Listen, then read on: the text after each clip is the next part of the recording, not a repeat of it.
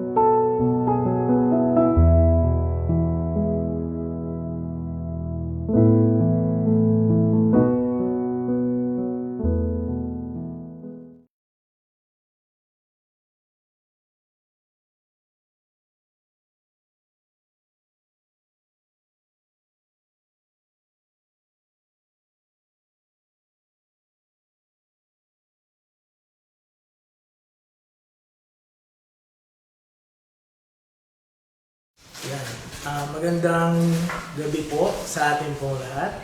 At tayo pong lahat ay tumayo at palakpakan po natin ang ating Diyos ng Diyos. Ayan. Welcome po tayo sa ating pong gawain po sa ating prayer meeting. At patuloy lang po natin sambahin, purihin po ang ating Panginoon ngayong gabi na to. At bago po tayo magpuri, ihanda po natin ang ating sarili sa ating pong pagsamba sa ating Panginoon.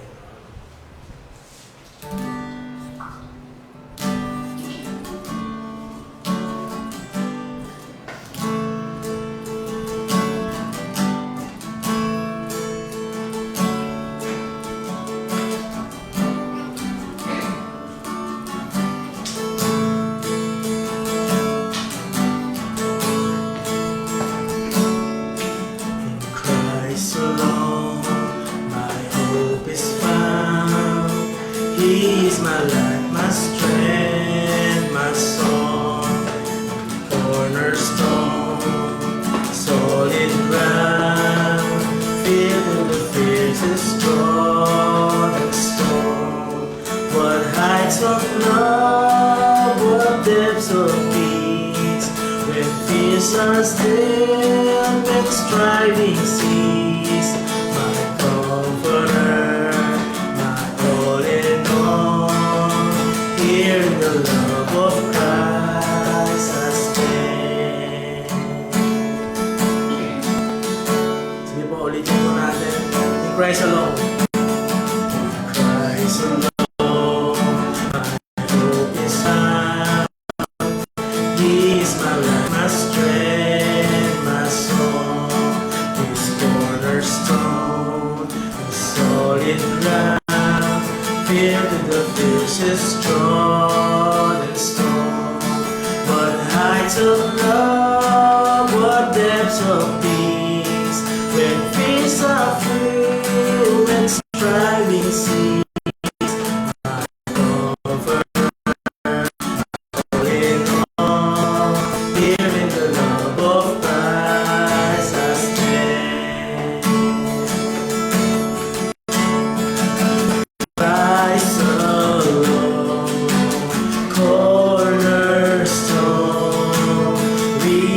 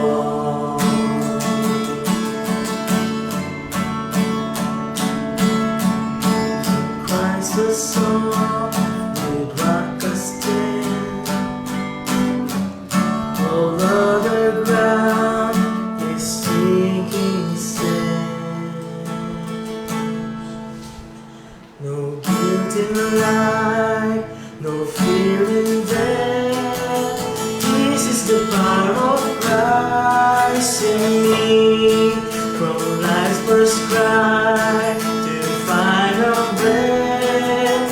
Jesus commands my destiny.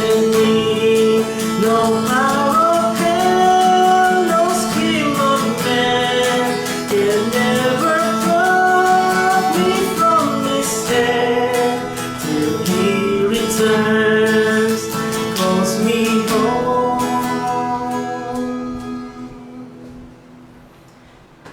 Christ alone, cornerstone.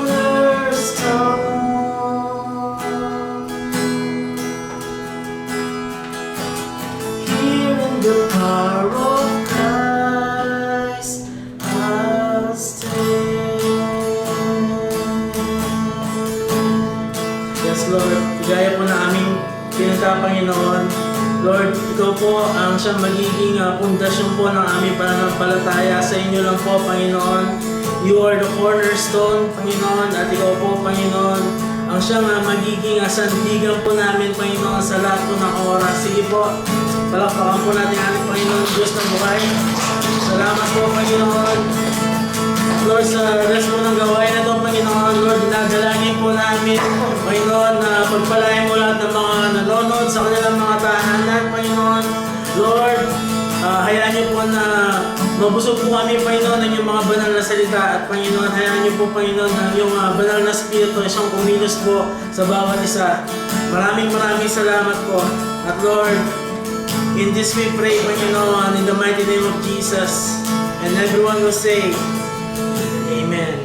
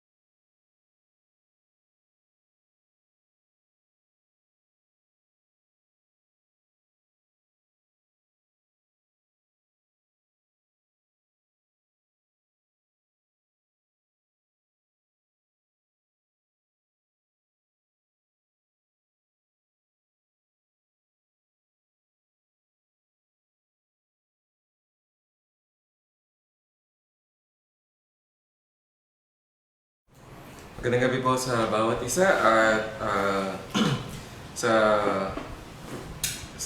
mga oras pong ito tayo ay magpapatuloy sa Psalm 31. This has 24 verses. So, babasahin na lang po natin as we go along. At isa po ito sa mga namimiss ko ring basahin, no? Yung superscription na tinatawag. Sa Bible po natin, minsan yung mga sections or paragraphs, may mga titles po yan. At dinagdag po yan ng tao in addition to chapters and verses. Because before, ang Bible lang po ay dire-diretso. Actually, wala po itong segregation ng paragraphs. At bagamat may dinagdag po, no, yung may tinatawag po tayong superscription. So halimbawa po, ang title ng Psalm 31 in ESV is, Into Your Hand I Commit My Spirit. So, dinagdag lang po yun ng tao. And it depends on the translation dun sa magiging inassign na title. But yung sumunod pong parang tinatawag nating superscription or subtitle, To the Choir Master, a Psalm of David. Ito po ay kasama sa original na scriptures. So, moving forward din po, whenever we read, we treat this line, no, or sentences as part of God's Word. Yung title po kasi is not God's Word exactly because, again, tao po yung naglagay nito. But itong mga superscription na tinatawag natin is part of the Psalms. So in Psalm 31, To the Choir Master, a Psalm of David. So by knowing or reading this line, maintindihan po natin, we will have an idea para saan o ano yung konteksto ng pagkakasulat ng awitin na ito, particularly Psalm 31. So alam po natin na Psalm sa title pa lang is awit. Kaya to the choir master. Ang buong Psalms po kasi from chapter 1 to 150, it is like a song book. No, it was not written just to be read, but it was written to be sung, para awitin. So kumbaga ito yung lyrics, ito yung music book, and then nakalagay dito para kanino, sinong aawit. So it is to the choir master. And next sentence would be a psalm of David. We would have an idea dito kung sino ang nagsulat o para patungkol kanino ang awitin na ito. So dito po ito ay awit patungkol or sinulat ni David. At ang Psalm 31 po ay kilala because it was used also in the New Testament by Jesus Christ. On the cross, sinabi po ng Panginoon, Father, into your hands I commit my spirit. We can find this in verse 5, no? But we would focus on this chapter not on that line particularly, but in general in knowing who the God of Israel is. Ang Psalm 31 po has a common theme of about having having God as our rock of refuge. So, sa gabi pong ito, hihimayin po natin yung pagkakasulat nito from the context of David, and then in the context of Christ, and then in the context of Christians. So, originally, it was written by David, but all of Psalms also points to Jesus Christ. Whenever we read Psalms, it is a good reminder para po sa ating lahat na hindi po ito primarily about us. It is not ultimately a prayer of Christians. It is it was first and foremost a prayer of Christ. So bagamat si David po ang nagsulat nito, ang Psalms from chapters 1 to 150 ay awitin at panalangin ng Panginoong Jesus. When David and the other authors were writing this, hindi po nila alam na they were foreshadowing what Christ would say. That's why, nung binanggit po yung Father, into your hand I commit my spirit, hindi lang po ito basta ginaya ng Panginoong Jesus when He was on the cross. It was an echo from the before time na ang Panginoong Jesus ay isinulat at inihanda na niya ang salitang yon at ginamit niya si David para masulat yon, nang sa gayon, pagdating niya sa lupa at ipako siya sa krus, uulitin niya yung sinabi ni David. And then later on, ano ang implikasyon nito sa atin bilang mananampalataya. Verses 1 to 8, it is a reason, or these are the reasons to take refuge in Yahweh. I would use the word Yahweh because, again, yung Lord, the capitals L-O-R-D, pertains to the name of the God of Israel. Hindi lang po ito basta isang Panginoon na Diyos or Lord na L-O-R-D. Some translators use Lord in respect of God's name na hindi ito gamitin, but in Hebrew, ang ginamit po dito ay ang nireveal na pangalan niya kay Moises, Yahweh. So, what are the reasons to take refuge in Yahweh? In verses 1 to 2, sabi dito ni David, In you, O Lord, do I take refuge. Let me never be put to shame. In your righteousness, deliver me. Incline your ear to me. Rescue me speedily. Be a rock of refuge for me, a strong fortress to save me. Yahweh is a refuge in His righteousness. It is one thing na ang isang tao ay may pag-aruga, may concern sa iyo. It is another thing na kaya niyang ibigay yung pangangailangan mo. Halimbawa, may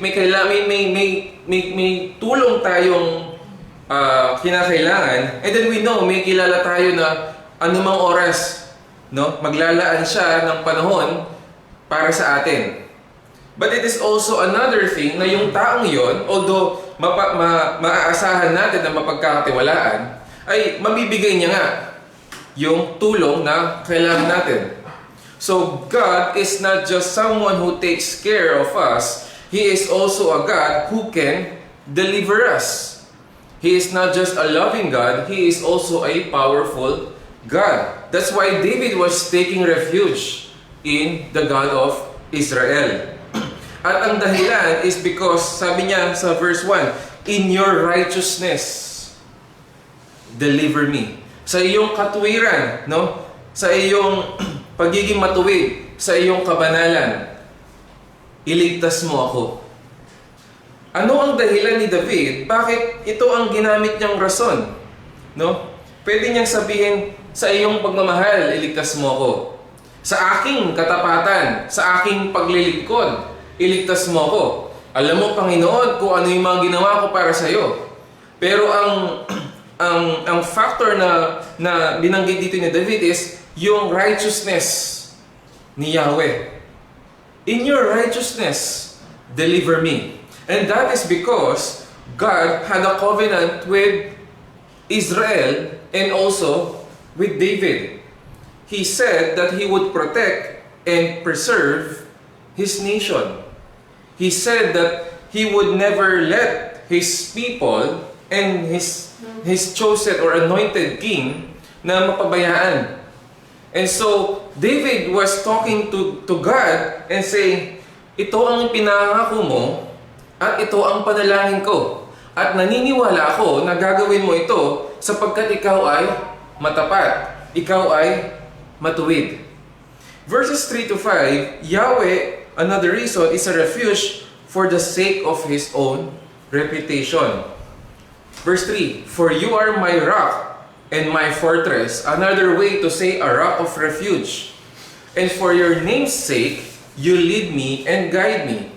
You take me out of the net they have hidden for me, for you are my refuge.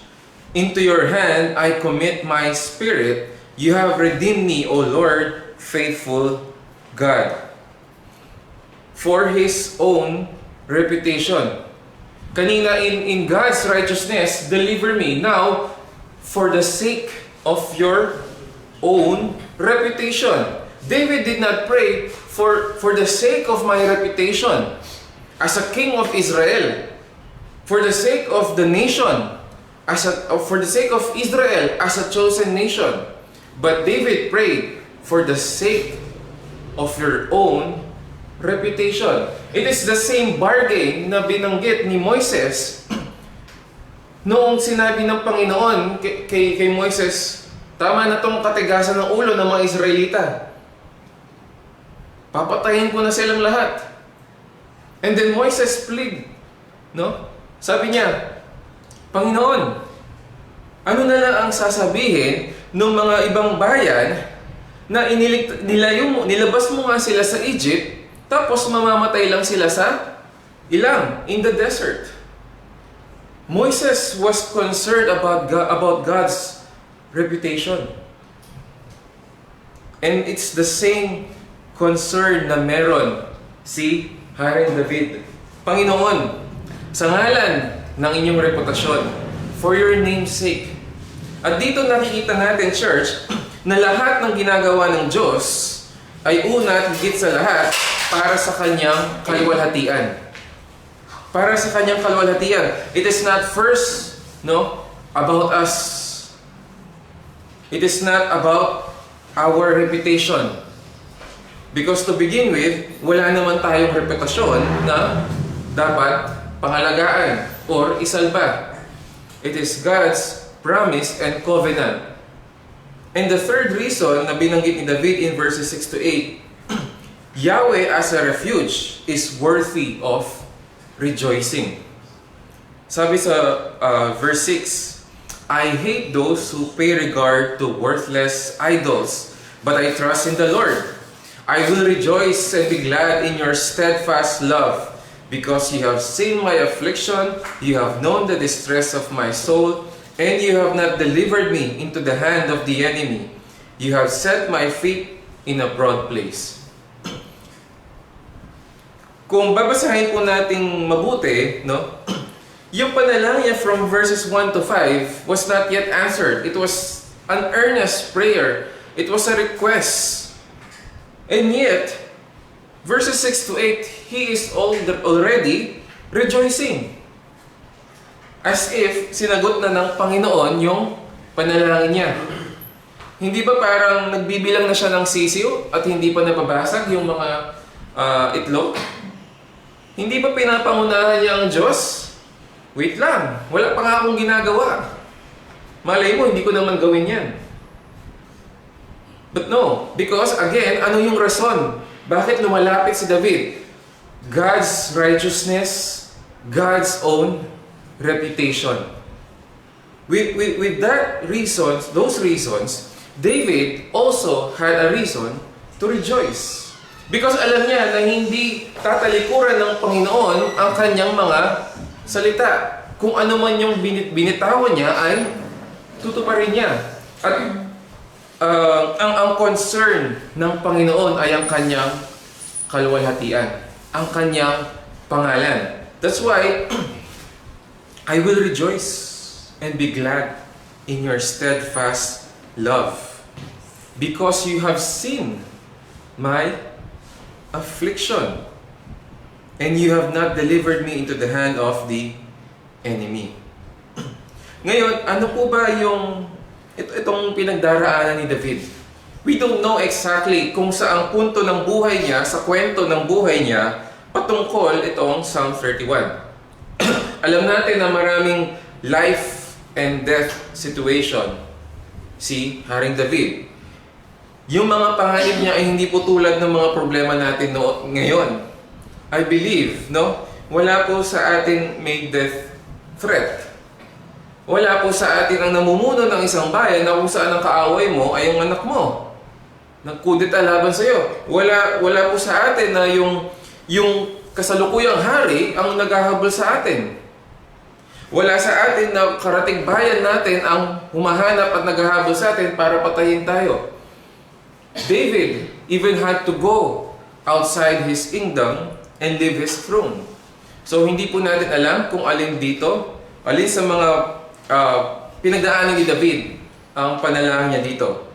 But nevertheless, no, ito ang kanyang pinagdaanan. Verse 9, or from verses 9 to 18, these are his sufferings. Be gracious to me, O Lord, for I am in distress. My eye is wasted from grief, my soul and my body also. For my life is spent with sorrow, and my years with sighing. My strength fails because of my iniquity, and my bones waste away. One of the reasons why David was suffering was because of his iniquity, because of his sin. At alam naman din po natin yon even in our lives, no? Hindi naman po lahat, but usually, yung mga pinagdaraanan po nating problema are consequences of our actions or misactions or inactions. Because may ginawa tayo or because wala tayong ginawa. These are the consequences. And David was very honest. Sabi niya, my strength fails because of my iniquity. Alam niya na kasalanan niya to. Alam niya na kaya siya nahihirapan, no? And that's why he is in distress. He was with sorrow and with years, my years with sighing. So dito may idea tayo, hindi lang po isang pagkakataon sa buhay niya, but years na may kumakalaban sa kanya at nahihirapan siya. To the point na kahit yung kalakasan niya ay nawawala. Naalala po natin in Psalm 51, no? Binanggit din doon ni David na para siyang nanghihina. Nawalan siya ng lakas. Ito po yung puntong nagkasala siya sa Panginoon because he had an adulterous relationship with Bathsheba. pinatay niya yung asawa. And then he felt like he was sick to the bone. So, may mga pagkakataon po sa mga Kristiyano na yung mga consequences of our actions would lead us into our own sorrows. And David was honest here. At magandang reminder po ito sa atin na pag may nangyayari na pong hindi maganda sa atin, una din natin tatanungin, Lord, may nagawa ba ako? Kaya nangyayari sa akin ito. That should be the number one question. Hindi yung, Lord, ilayo mo agad ito, tanggalin mo agad ito. Because we must ask ourselves and we must pray to the Lord, Lord, expose my heart. If it is because of my iniquity, then reveal it to me and I would repent of it. At tatalikuran ko to. Not because gusto lang natin mawala yung problema, no? But because we want to acknowledge that we have sinned before God. We have acted in rebellion, in disobedience to God. Again po, usually, hindi po sa lahat ng pagkakataon. Another reason he was suffering was because of the schemes of his enemies in verses 11 to 13. Because of all my adversaries, I have become a reproach, especially to my neighbors, and an object of dread to my acquaintances. Those who see me in the street flee from me. I have been forgotten like one who is dead. I have become like a broken vessel, for I hear the whispering of many, terror on every side, as they scheme together against me, as they plot to take my life. In one aspect, he was suffering because of his sins, and also in another layer, he was suffering because of the plans or the schemes of his enemies. So, nandun pa rin po ang panalangin ni David na ilayo niyo po ako sa anumang mga masasamang plano ng aking mga kaaway. And then lastly, in his suffering, he is safe or can be saved because of Yahweh's steadfast love. Verses 14 to 18. But I trust in you, O Lord. Bakit but? Kasi yung mga kaaway niya ay nagpaplano para patayin siya. So kaya sinabi ko pong wala pong dumaan sa pagsubok ni David na pumantay sa mga pagsubok natin. Sa mga pagsubok natin na pumantay sa pagsubok ni David. Marami kang kaaway na gusto kang patayin. No? And that it's not just a death threat. It is an active warning, or there's already enemies na nagtitipon-tipon na laban sa kanya. Despite that fact, no? Bagamat may katotohanan yung mga bagay na yon, ang sabi ni David, but I trust in you, O Lord. I say, you are my God. My times are in your hand. Rescue me from the hand of my enemies and from my persecutors. Make your face shine on your servant. Save me in your steadfast love. O Lord, let me not be put to shame, for I call upon you. Let the wicked be put to shame. Let them go silently to Sheol. Let the lying lips be mute, which speak insolently against the righteous in pride and contempt. My times are in your hand. Yung buhay ko ay nasa iyong mga kamay. Naalala ko po yung sinabi ni Pastor Chito noon. Ipagkakatiwala lang po ba natin ang buhay natin sa Panginoon? Hindi po ba natin ipagkakatiwala maging ang kamatayan natin? Kung tayo po ay handang manampalataya at mabuhay para sa Panginoon, handa rin po ba tayong harapin ang kamatayan at ipagkaloob ang buhay natin, ang kamatayan natin sa Panginoon? My times are in your hands. He was not just talking about his life on earth. He was talking about his maybe imminent death. And bagamat ganun po, no, he was still praying na iligtas siya ng Panginoon. Mula saan? Mula sa kamay ng kanyang mga kaaway. My times are in God's hand.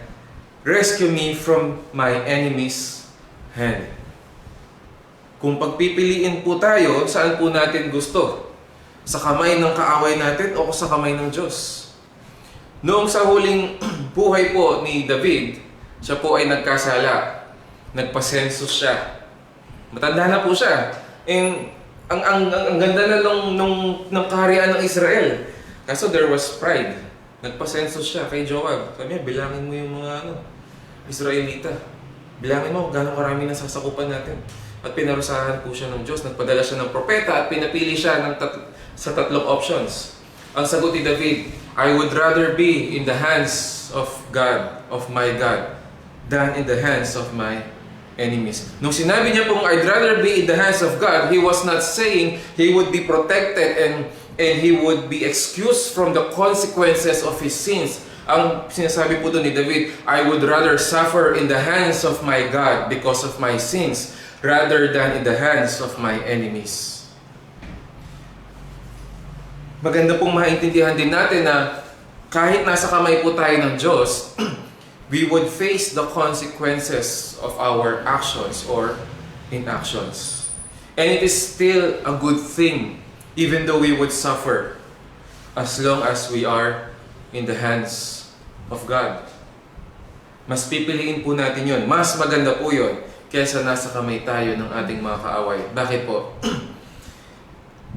yung pagbigay po o pagdidisiplina ng Panginoon in the form of trials or suffering is because of God's steadfast love.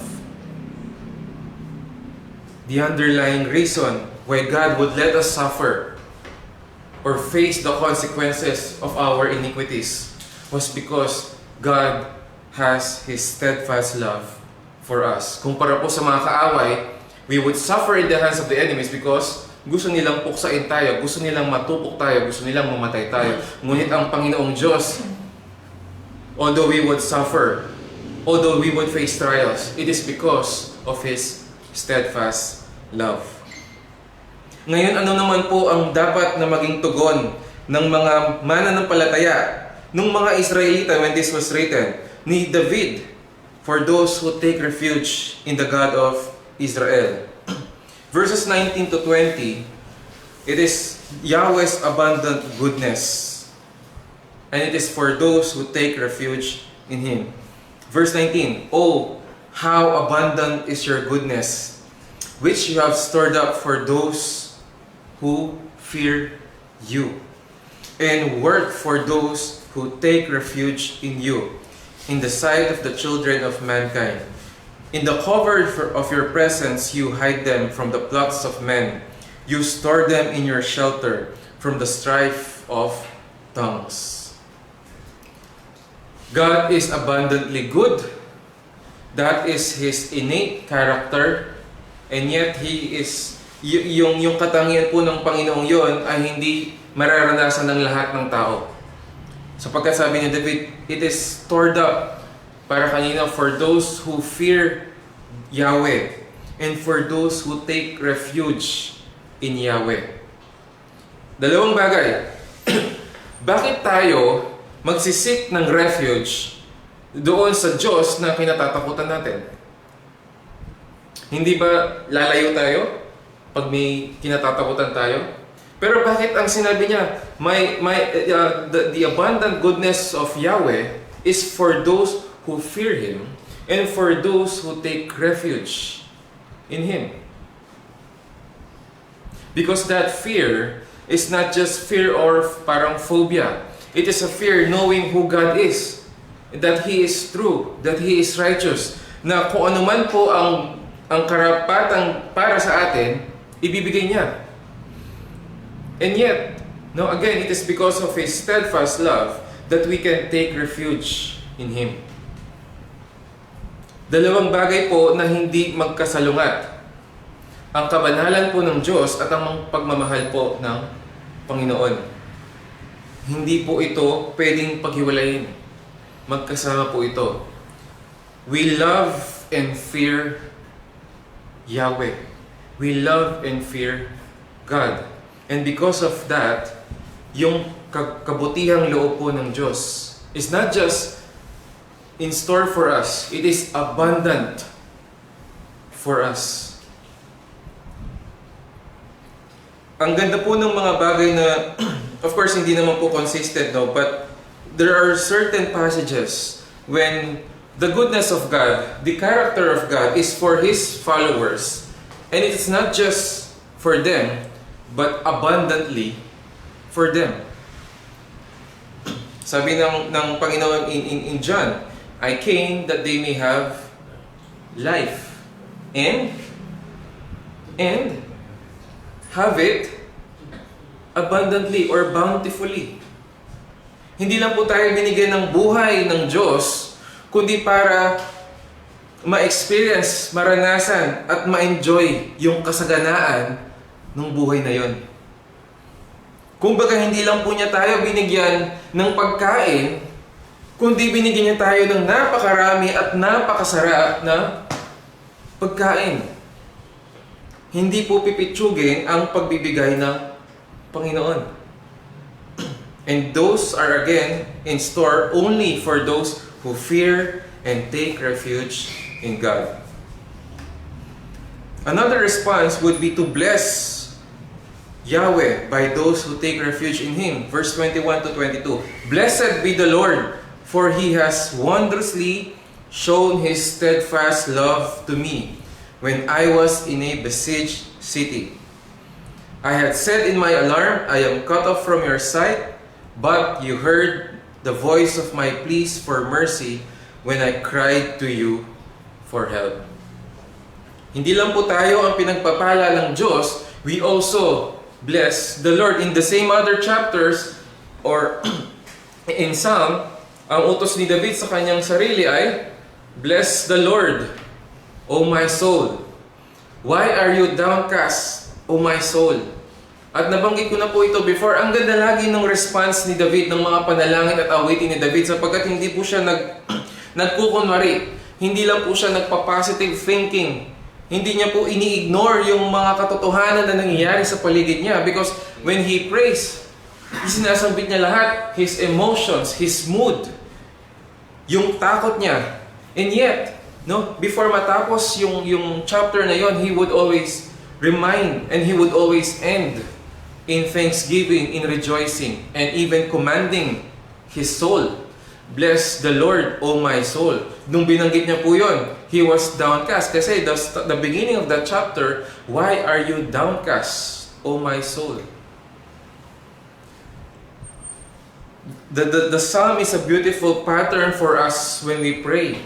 Na hindi po pinagbabawal ng Panginoon na ibuhos natin yung nararamdaman natin.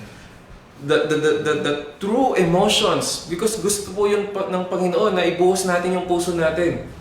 And at the same time, we must remind ourselves, no, hindi lang po tayo magpapadala sa emosyon, kundi i-guide din natin yung emosyon na yan doon sa katotohanan na ang Diyos ay mapagmahal at mabuti. In the last verses, the last response is to love the Lord. Or love Yahweh. Verse 23. Love the Lord, all you His saints. The Lord preserves the faithful, but abundantly repays the one who acts in pride. Be strong and let your heart take courage, all you who wait for the Lord. The Lord preserves the faithful. Ang ganda pong katotohanan nito, na yung pagpapatuloy po natin sa ating pananampalataya is not because of our faithfulness. It is because of the Lord's covenant, of His promise that He would preserve the faithful. Because the faithful, no, would persevere, or the faithful would persevere because the Lord preserves the faithful. Ang Diyos po ang gumagabay sa atin. Naging example ko na rin po ito before. Wala po siya sa langit at naghihintay lang para sa atin. Sige, hinihintay kita dito para matapos mo ang lakbayin mo. He sent the Holy Spirit to comfort and guide us, and all the way until the end, to make sure that we would reach the finish line. The Lord, Yahweh, preserves the faithful. But, sabi niya, abundantly. So, ito naman, ginamit niya ulit yung abundantly, but para kanino? For those who acts in pride. So, kung yung labis-labis, yung bountiful na kasaganaan, na kabutihan ng Diyos ay para sa mga may takot sa Kanya at para sa mga sumasandigan sa Kanya, the same abundance and bountifulness ng paghihiganti or pagbabayad ng Panginoon para sa ginawa ng mga mapagmataas. And there is may pag-contrast po dito kasi sabi the Lord preserves the faithful, Yahweh preserves the faithful, but He abundantly repays those who acts in pride. So hindi po pwedeng ang faithful acts in pride. At hindi po mangyayari that those who act in pride are faithful. Ang mga sumusunod po sa Panginoon, ang mga mananampalataya po, ay hindi po mataas. And then, the reminder to be strong and take courage. The same na sinabi ng Panginoon kay Joshua when he was left by Moses to lead the Israelites to come to the promised land. Be strong and courageous. Para kanino? All you who wait for the Lord. Sa lahat po ng mga naghihintay kay Yahweh. That is the hope that we have. Hindi lang po tayo basta naghihintay, hindi lang po tayo basta nagpapalipas ng panahon o tawag dito? Hinahayaan na lang natin matapos yung mga pagsubok or mawala na lang. Waiting also involves being strong and courageous. Bakit kailangan po natin maging strong and courageous? Because there will be challenges upon challenges, trials upon trials na panghihinaan ka. That's why the Lord is commanding us to remind ourselves to be strong and courageous. Na huwag kang mapanghinaan. Yes, hindi agad-agad. At hindi mo nga alam kung hanggang kailan. Hindi mo alam kung hanggang kailan ka maghihintay. But the Lord commands us to wait.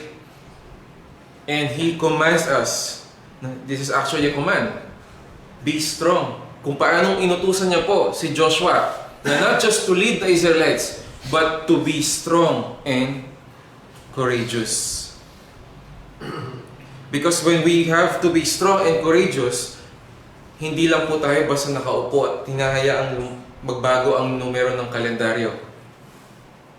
We have to do something while waiting, and that is to persevere. And that is why the Lord said, He will preserve the faithful.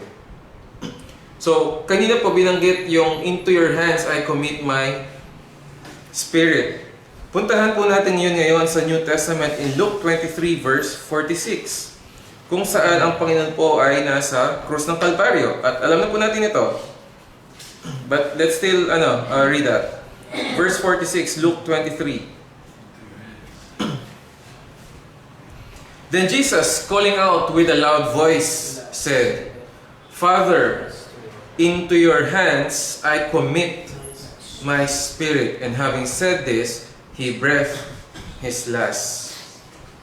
In that verse, we would see that the Father is also the refuge of the Son's spirit. In the same way that David, Yahweh was his refuge, Christ, his refuge was the Father. Father, into your hands I commit my spirit. Remember, my times are in your hands. At bakit hindi po yung katawan? Father, into your hands I commit my body. Father, into your hands I commit my trials, my suffering. But the Spirit, because it talks about the wholeness, the fullness of His life, not just the body. And so when we surrender to Christ, we surrender not just a portion of our lives, but our whole being. The same thing na binanggit po ni Esteban in Acts 7:59. Noong siya po ay mamamatay na, when he was stoned to death. Acts 7:59. And as they were stoning Stephen, he called out, Lord Jesus, receive my spirit. Kung ang Panginoong si Yahweh po ay si Jesus ay nanalangin, God the Son committed His spirit to God the Father. A believer, Stephen, committed his spirit to God the Son. In the same way na the Son has a refuge in the Father, the believers have a refuge in the Son. Kung ang Panginoong Jesus po, He surrendered His Spirit to the Father, ano pong dahilan natin bakit hindi natin kayang isuko ang ating sarili sa Panginoon?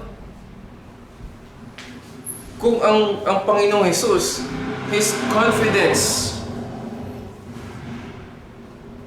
is in God the Father, saan pa po tayo makakahanap ng kumpiyansa sa buhay natin? If the Son surrendered totally and fully His life, His Spirit to God the Father, hindi ba't nararapat din na tayo bilang mga tagasunod niya would surrender our lives fully, totally, completely to Christ? Kung si David po ay nakasumpong ng sandigan kay Yahweh, hindi ba't makakasumpong din po tayo ng sandigan sa parehong Diyos na sinamba ni David? Hindi naman po nagbago ang Diyos. And in the New Testament, inulit din po ng Panginoong Jesus ang ginawa ni David. Hindi lang po yung pagkabanggit, but the trust, the surrender. That's why this was written by David, but it was planned by Jesus, by the Father, by the Spirit, before the time began. And so, as in the New Testament, as believers, we have this refuge in the Father through Christ. Kaya po nating at dapat po nating kasumpungan yung paghanap ng sandigan sa Panginoon. Even if it's because of our iniquities, even if it's because of our enemies, and it is still a reason for us to rejoice, because to be in the hands of God, it may be a terrible thing, but it is also a good thing, because nandun po yung abundant goodness ng Panginoon. Let's pray. Ama naming Diyos, pinupuri ka namin sa gabing ito at pinasasalamatan, at kami ay nagagalak sa inyong salita at naisulat po ang mga awiting ito sa pamamagitan ni David, at kami, Panginoon, ay lumalapit sa inyo. We take refuge in you, O Lord. Whatever we are facing right now, we can trust in you. You are a rock, our rock of refuge. Panginoon, kung ang mga bagay nito ay because of our iniquities, expose our hearts and help us, O Lord, na talikuran ang mga ito. And if it's because of our enemies, may their plans be spoiled, naway hindi po sila magtagumpay. At gawin mo ang lahat ng mga bagay nito, Panginoon. Iligtas niyo po kami sa aming mga kasalanan, sa aming mga kaaway. Dahil ikaw ay makatarungan, at ang mga bagay nito ay ginagawa mo para sa inyong pangalan, Panginoon. Whatever is for your glory is also for our good. May our prayers be guided by this one vision na ang kalwalhatian mo po, Panginoon, ang siyang makita. And we pray, O Lord, sa mga kasama namin, sa mga kapatiran namin, hindi man po namin alam kung ano exactly ang kanilang pinagdadaanan. While they wait for you, Lord, help them. Help them to be strong and courageous. Ito po ang aming dalangin at pasasalamat sa pangalan ni Jesus. Amen.